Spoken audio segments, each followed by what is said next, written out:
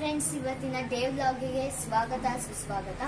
ಇವತ್ತು ನಮ್ಮ first YouTube vlog ಅನ್ಬೋದು. ಸೊ ಇವತ್ತು ನಾವು ಮೂಲಂಗಿ ಸಾರು ಮಾಡೋ ರೆಸಿಪಿಯನ್ನು ತೋರಿಸ್ತಾ ಇದೀವಿ. ಬನ್ನಿ ನೋಡೋಣ ಹೇಗಿರುತ್ತೆ ಅಂತ.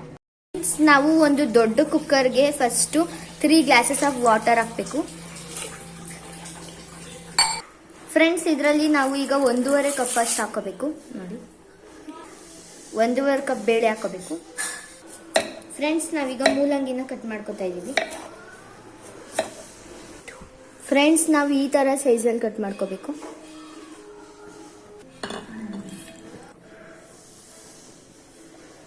ನೋಡಿ ಫ್ರೆಂಡ್ಸ್, ಈ ತರ ಮೀಡಿಯಮ್ ಕಟ್ ಮಾಡ್ಕೊಂಡಿದ್ದೀನಿ. ನೋಡಿ, ಈ ತರ ಮೀಡಿಯಂ ಸೈಜಲ್ಲಿ ಕಟ್ ಮಾಡ್ಕೊಂಡಾಗಿದೆ. ಒಳಗಡೆ ಹಾಕಬೇಕು.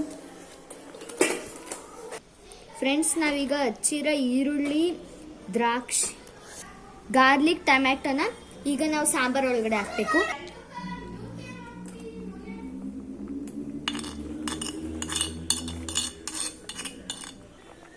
ಈಗ ಟೊಮ್ಯಾಟೊ ಹಾಕಬೇಕು.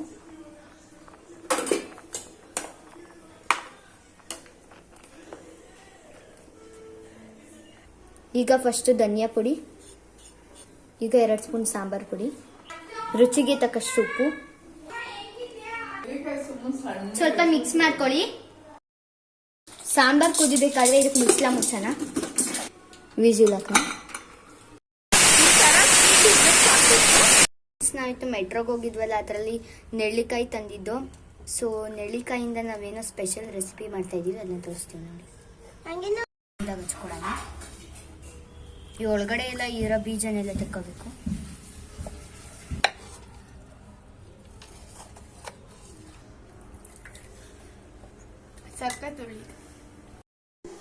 ಈಗ ಹೆಚ್ಕೊಂಡಿದ್ದಾಯ್ತು. ಸಾಂಬಾರ್ ರೆಡಿ ಇದೆ. ಒಗ್ಗರಣೆ ಹಾಕೋಣ.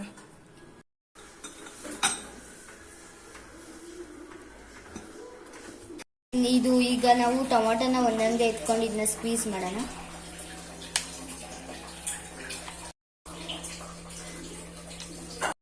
ಫ್ರೆಂಡ್ಸ್, ನಾವೀಗ ಇದಕ್ಕೆ ಉಪ್ಪು ಖಾರ ಹಾಕ್ತಾ ಇದೀವಿ.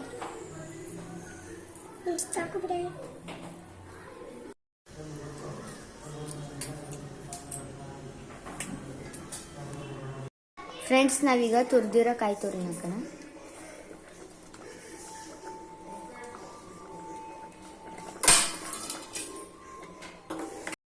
ಫ್ರೆಂಡ್ಸ್, ನಾವೀಗ ಒಗ್ಗರಣೆ ಮಾಡ್ತಾ ಇದೀವಿ. ಈಗ ನಾವು ಸಾಸಿವೆ ಹಾಕ್ತಾ ಇದೀವಿ.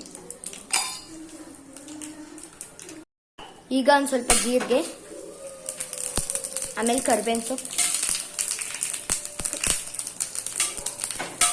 ಇದನ್ನ ಒಂದು ಸ್ವಲ್ಪ ಸಾಂಬಾರ್ ಒಳಗಡೆ ಹಾಕೊಳ್ಳೋಣ. ಇವಾಗ ಸಾಂಬಾರ್ ರೆಡಿ ಆಗಿದೆ. Bye friends, thank you. ನಮ್ಮ ಚಾನೆಲ್ನ ಲೈಕ್ ಮಾಡಿ, ಸಬ್ಸ್ಕ್ರೈಬ್ ಮಾಡಿ ಹಾಗೂ ಶೇರ್ ಮಾಡಿ. Thank you.